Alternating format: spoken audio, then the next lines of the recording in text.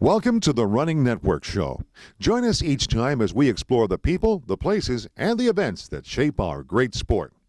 We're here in beautiful Little Compton, Rhode Island at Warren's Point with John McGrath and Nancy Clark, and it's a great place to run.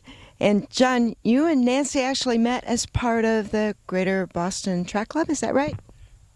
Well, not really. We were both, I think I was a member, I was one of the early members of the track club. Nancy came in later. Actually, I met Nancy, but the first time I met Nancy was on an exercise bicycle at Sports Medicine Brookline, where she was working and I was recovering from one of my many marathon injuries. She was exercising. She was exercising. Well, I was exercising too. Yes. Right. Yes. Yeah. So the Greater Boston Track Club is coming up on a really important anniversary. And you were kind of there during the early days. Yes. And so you're one of the people who's starting to organize this 40th anniversary? That's correct, yeah. So what's going to happen? Yeah, we're having our 40th birthday party at Boston College, which is appropriate because that's where we used to train for years and years. The BC track was where we all met and or either ran the track or ran the hills on the marathon course, which is right next to BC. Mm-hmm. And so a whole bunch of the old crew is going to get together. Coach Squires will be there, Jack McDonald, Don Ricciotto, Mark Duggan, Freddie Doyle, Dave McGilvery, Bobby Hall. Billy Rogers can't make it. He'll be in Alaska at a marathon. I don't know if he's running or not, but somebody paid him to go there.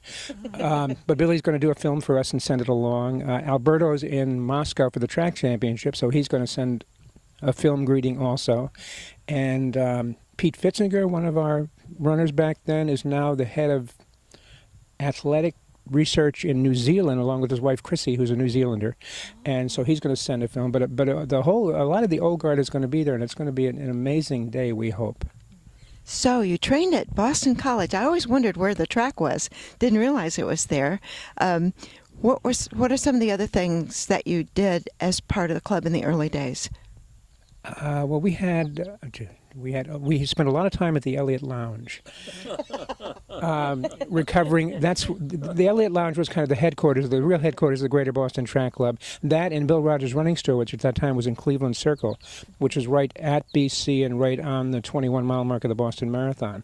So those two places were kind of where we were organized, but BC had a wonderful track then. It doesn't anymore. Unfortunately, when Doug Flutie came along and BC football shot through the roof, they had to make the football stadium bigger, and they killed the track. But but back in those days, there was a wonderful track at BC, and we had a lot of training there and meets there, and running the hills on the Heartbreak Hill and the whole Boston Marathon course is right there. So Squires used to have amazing workouts we'd do on weekday nights and weekend Sunday long runs. Talk a little bit about Bill Squires. Oh, a little bit. The coach. Well, I mean, Bill is one of the nicest people you ever want to meet, but also the most entertaining and the most eclectic person you'd ever want to know. But he inspired us. I mean, he was in a way, he's kind of the crazy coach, but we loved him. He knew what he was doing, but we were never quite sure. And his workouts seemed to be ad hoc a lot of times, and I suspect a lot of times they were. But we trusted him, and he'd go say, go do 3 quarters on the track, a fartlek, up the hills, down the hills, and yes, coach, and away we'd go. But he's we just had an 80th birthday celebration for him about 6 months ago, also at BC, and it was that brought a bunch of the old crew back too, which was heartwarming. He's still with us, 80 years and going.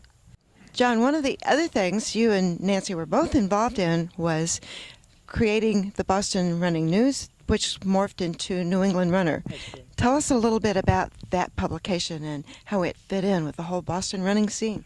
Well, the Boston running scene in the 70s, as I think was probably the center of distance running in the country. It really was. So many people came to train here that weren't Bostonians, like Greg Meyer or Mike Roach out of New Jersey, just because this was where it was at. This was where Bill was, and Randy Thomas was, and Vinnie Fleming, and Bobby Hodge, and Dickie Mahoney, and a whole crew of amazing distance runners. And at that time, I just morphed from my previous semi-career as an investigator into a race director, and I was putting on road races in the Boston area. But there was no way to publicize the races because there was no publication in New England that promoted running. So, as Nancy said, I've met a lot of people that designed ads to put in magazines. I've never met somebody before that designed a magazine to put their ads in. But that's kind of what I did. Is that myself and Amby Burfoot and John Lorway was our first editor, got together and decided to put together a New England-based, Boston-based running promotional vehicle, which was Boston Running News, which became New England Runner. Amby was with us for a very short time until Bob Anderson, then the owner and publisher of Runner's World, for whom Andy worked, found out about it and said, no, you can't do that. But, but he remained a dear friend. And we stumbled along and eventually expanded into New England Runner and eventually helped launch Florida Running and Illinois Runner, and had a lot of fun kind of promoting the sport I love, any way we could, which is what my interest has always been about. Is running's a great, great sport, and I've always been there to try to help it along any way I could. Well, it sounds like you're going to have a wonderful birthday party, and it's going to be fun to see all those people again, and congratulations. Thank you very much.